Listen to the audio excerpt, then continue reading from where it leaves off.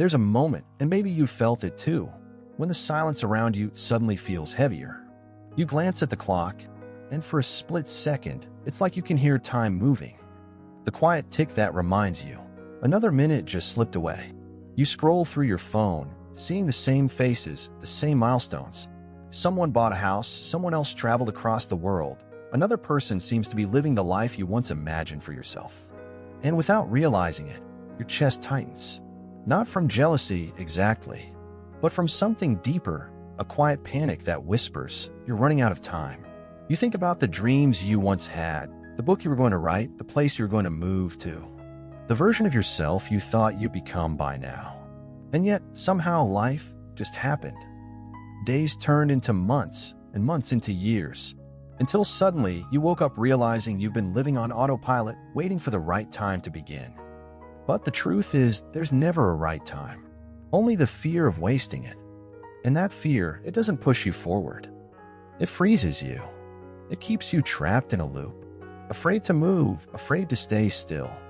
Afraid that no matter what you choose, it'll never be enough. And so, time becomes this strange, invisible cage. Not something you live in, but something you live against. Because somewhere deep down, you don't just fear running out of time. You fear that you've already wasted it. You see, the fear of wasting time isn't really about time. It's about worth. It's about the quiet belief that your value depends on what you've done, on how much you've achieved, on whether the story of your life makes sense when compared to others. Since you were young, you were taught to measure everything. Your grades, your looks, your effort, your productivity. You were told that time is money, that success has a schedule, that if you don't reach certain milestones by a certain age, you've somehow fallen behind in a race no one remembers signing up for. So you learn to chase moments instead of live them, to fill every silence with something useful, to feel guilty for resting, and anxious for simply being. You scroll through your past, replaying decisions like old films, wondering if you should have studied something different, loved someone longer, stayed or left, or spoken up when you didn't. And the more you look back, the heavier it becomes. Because regret has a strange way of rewriting memory. It makes even your happiest moments feel incomplete. But here's what psychology tells us. This fear, this anxious relationship with time, isn't proof that you failed. It's proof that you care, that you want your life to mean something. That deep down, you're terrified not of time itself, but of living without direction, without purpose, without a story that feels like your own. The tragedy isn't that time passes. It's that we keep trying to outrun it, instead of learning how to walk beside it. Your brain doesn't measure time the way clocks do. It measures it emotionally, through moments that mattered, the ones that made you feel alive, or seen, or changed. When life becomes repetitive, your memory records less. Days blur together, and suddenly, months vanish in what feels like a heartbeat. That's when you start to panic, not because time is moving faster, but because you've stopped feeling it. Psychologists call this the temporal illusion. When you're deeply engaged, learning, connecting, exploring, your mind creates richer timestamps. But when you're stuck in sameness, when every day looks like the one before, your internal clock begins to collapse. You wake up one morning and realize you can't remember what you did all year. And that realization hurts, because the human brain is wired to seek progress. It's built to tell stories. We want beginnings, middles, and ends, not loops. So when life feels static, the mind interprets it as wasted time. You start comparing yourself to others, not because you envy them, but because you're desperate to prove that your story is still moving forward. That's where the dopamine trap begins. You scroll through social media, and each post offers a tiny rush, a glimpse of someone else's highlight reel.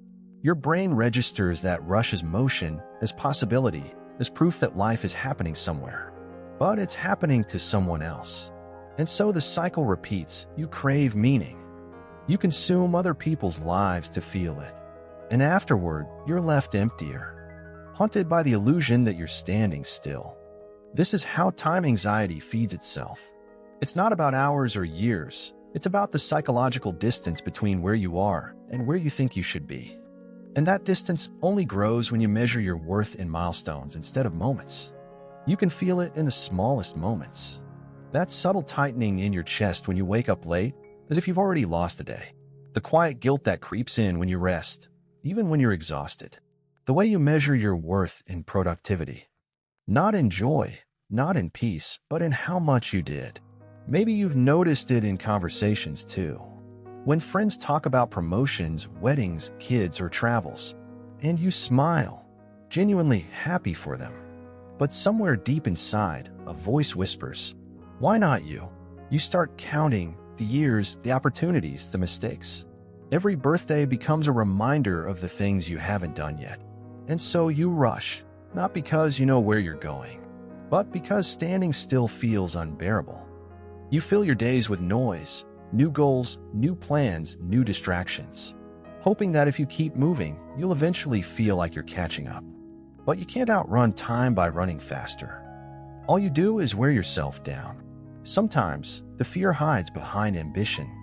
It tells you to keep striving, to do more, to prove yourself. And while everyone else sees discipline, what you really feel is panic. Because slowing down feels like failure. And failure feels like proof that you've wasted something you'll never get back. But life isn't a checklist. It's a rhythm, one that changes tempo without asking your permission. Some seasons are for growing. Others are for waiting, observing, healing. Yet our culture only celebrates the visible kind of progress. The milestones, the announcements, the achievements that can be photographed. No one posts about learning to rest or about making peace with stillness. But that's where the real transformation often happens, quietly, beneath the noise. We like to believe time is something we can control, something we can save, spend, or lose. But time isn't a currency. It's a companion, one that walks beside you, whether you notice it or not. The real tragedy isn't that time passes too quickly. It's that we only start valuing it when it's already gone. We mourn wasted hours the way we mourn lost people, as if regret could somehow bring them back. But here's the quiet truth. No time spent in awareness is truly wasted. Even the years you call lost were teaching you something. About patience, about pain, about the person you were becoming when you thought you were standing still. Philosophers have long said that our fear of wasted time is really a fear of death, of the finiteness of it all. When you say, "I don't want to waste my life," what you often mean is, "I don't want to reach the end and realize I never truly lived." But living isn't measured in milestones. It's measured in presence, in how deeply you felt the ordinary. The sound of rain, the warmth of someone's hand, the quiet pride in finishing something no one will ever praise you for. You don't need to move faster. You need to notice more. Because meaning isn't hidden in the future, it's woven into the moment you're in right now. And once you learn to see it, the fear of wasted time begins to loosen its grip. Because maybe, just maybe, the only wasted time is the time you spend believing you're behind. So how do you begin to make peace with time? Not by controlling it, but by changing your relationship with it. It starts small with noticing. Notice the texture of an ordinary morning. Notice how the light moves across your walls, how the air feels when you step outside, how your chest rises and falls without you even asking it to. That's life happening quietly, right here, right now. You don't have to earn it. You only have to witness it. Psychologists talk about temporal grounding, the practice of bringing your attention back to the present moment. Because when your mind is always racing toward what's next, you stop participating in what is. And the moment you stop being present, time stops being alive to you. So try this. Instead of asking, "Am I doing enough?" ask, "Am I here?" Instead of chasing meaning in future milestones, find it in small consistencies. Watering a plant, writing a few words, sharing a meal with someone you love. Those aren't distractions from life. They are life. And slowly, the fear begins to change shape. It becomes less about running out of time and more about filling it intentionally. You start realizing that growth doesn't always look like motion. Sometimes it's stillness, integration, the quiet rebuilding of something unseen. Time anxiety fades not when you do more, but when you begin to trust the rhythm of your own becoming. When you realize you are not late, You are arriving exactly when you were meant to. Maybe, in the end, time isn't something to manage, but something to meet. Maybe you were never behind. Maybe life just needed a little more time to unfold you. Because when you stop fighting the clock, you start hearing what it's been trying to tell you all along. That even the slowest seasons are sacred. That growth can look like rest. That healing can sound like silence. One day you'll look back on this moment, the one you're living right now, and realize it wasn't wasted. It was where everything quietly began to shift. So take a breath. You're not late. You're living. And that's enough. If you've ever felt the weight of time, the pressure to do more, be faster, tell me in the comments, what does enough mean to you now?